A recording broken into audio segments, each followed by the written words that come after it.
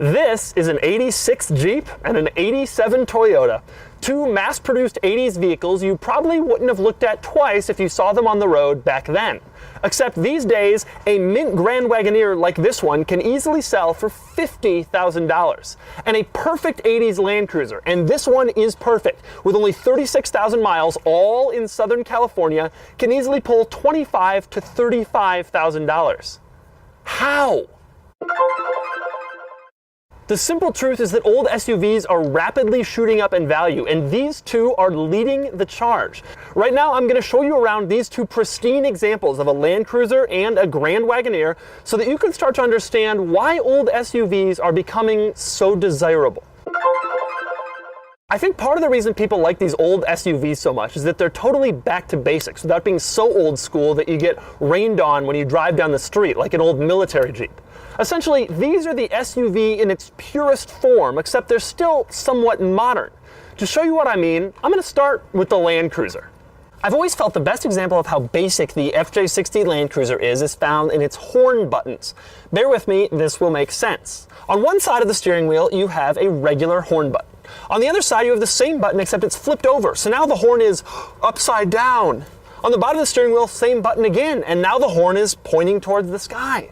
So they're inconsistent. In today's world, you could never get away with this, with focus groups and everything being engineered to precision and customer satisfaction indexes. But back in the 80s, when this Land Cruiser came out, Toyota was like, hey, they work.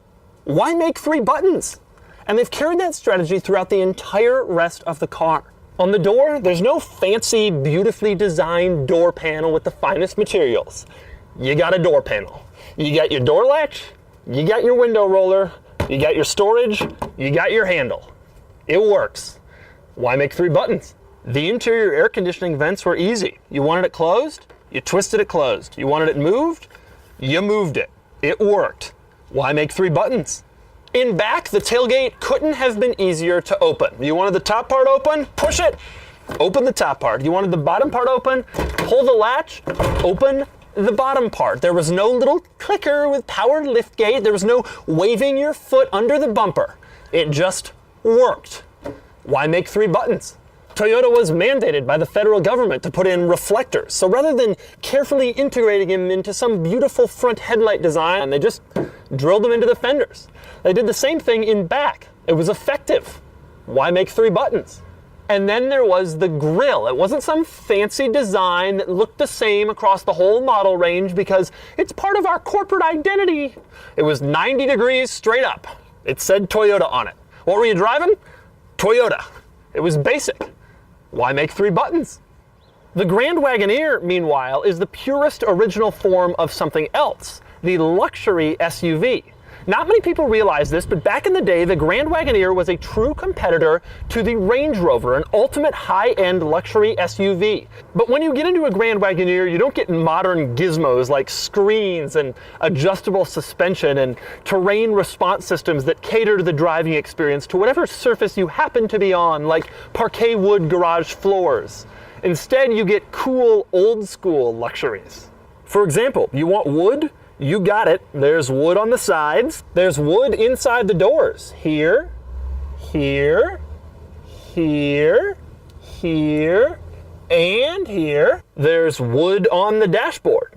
Wood hides the ashtray and the glove box. There's wood on the back.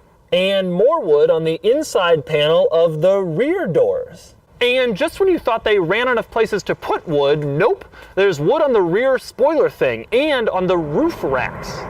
But it wasn't all about the wood. One of the Grand Wagoneer's coolest old school features. You walk up to it and you want to put some stuff in the back, just turn the key and down comes the window. You can just toss it in. And then when you're done, you just put it right back up.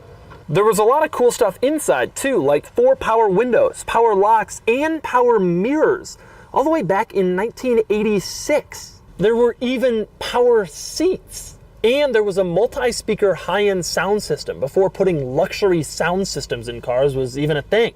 And let's not forget these ultra squishy, super comfortable leather seats, both front and back, that made you feel like you were riding on a cloud. There was a simple switch for four-wheel drive, so you didn't have to get out and lock and unlock the hubs like in other utility vehicles. And once you got into the cargo area, it was, of course, a beautifully carpeted affair with more than enough room for the family golden retriever. These may not seem like very impressive amenities, but trust me when I say that back in the 1980s, this thing was cutting edge. Back then, the only other utility vehicles people had were those big old Blazers and Broncos that they would use to go mudding on their property, or the National Park Service would use to go rescue stranded hikers. Not this thing. This was a true luxury SUV. But more important than the features and the equipment of these things, I think, is their appearance. Now, if you're not into SUVs, you're probably looking at them and thinking, well, these are just big old boxy things. Yeah, well, check out some modern SUVs and take a look at how similar they look.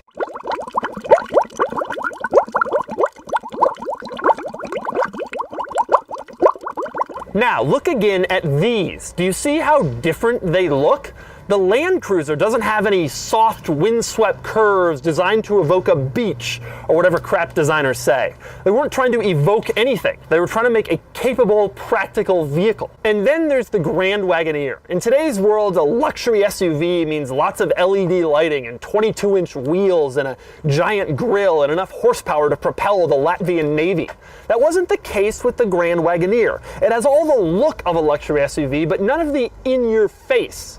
And you can't tell me these wood panels aren't really cool. And then there's the obvious reason why these SUVs have become so desirable. Because of the way they drive. All right, I decided to drive the Jeep first because unlike the Land Cruiser, I've never actually driven one of these, and I've always wanted to know what it was like.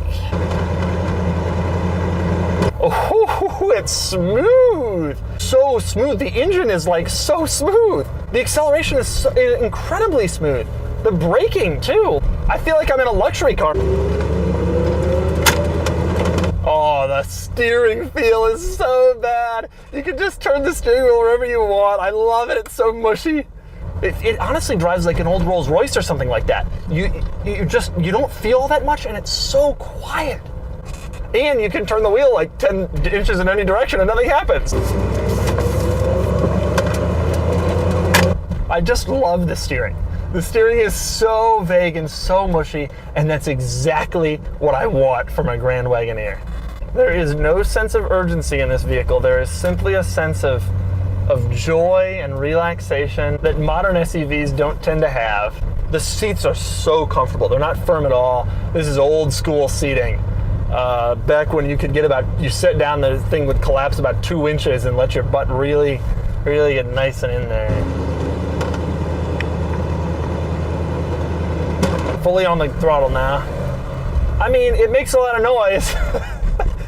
These SUVs are just from a completely different era, and it's an era we're starting to appreciate. In today's world of modern crossovers that have to do so many things, there's something nice about you don't have to think about XM and navigation systems and forward collision warning. It's just like, yep, what you see is what you get. I mean, that guy's got his Forester. He can do things so much better than I can, but he's got a Forester. This was the last bastion of true 50s Americana trying to hang on, this car. You pack a lunch and you go out for a Sunday drive. That was this car. And when this car ended and became the Grand Cherokee, it was almost a symbol of the end of an era. Suddenly, the mass-produced everyman SUV had come out, and the old-school station wagon-y feels like an occasion car. That was done. All right, I'm taking out the Land Cruiser. 37,463 original miles. It drives like a time capsule too. I mean, it still feels new, but it's still an old Land Cruiser and an old SUV. And so it's kind of bumpy, but it's just so much fun. I have this king of the road driving feel in this thing. Now this is a 4-speed manual, and the tach goes up to 4,500, and 4,000 is redline. That's all you get. The visibility is unreal in a car like this, because not only were you really high up, but in addition, you also didn't have all this crash stuff, this crash protection, airbags, and all this side impact stuff. You can just see everything. It bumps around, and it's not a good ride, But that's kind of the fun of it. You're like, yeah, I'm in an old school truck. The new Land Cruiser is a tremendous car, but you know, I drove one the other day. It has crawl control. You get stuck in sand, it will guide itself out. This thing, there was no guiding itself anywhere. You did everything. There's a choke, but there's something about that that puts a smile on your face. You feel like you're driving an old farm tractor and you love it. All right, I'm flooring it.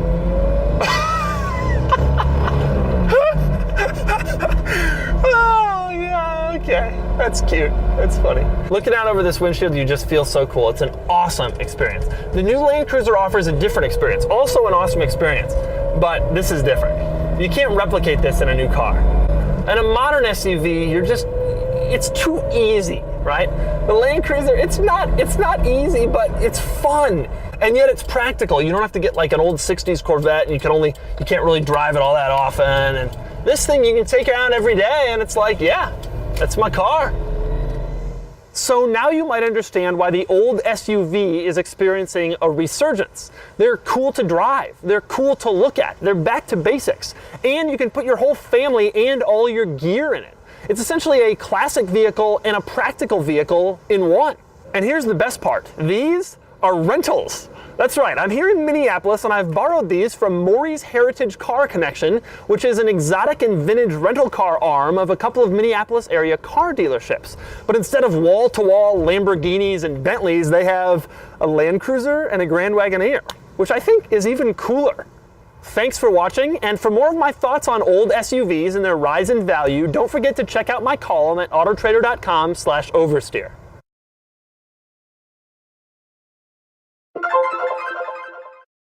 Not so with the Grand Wagoneer. It has all the look of a luxury. There goes an Aventador. We'll redo this line.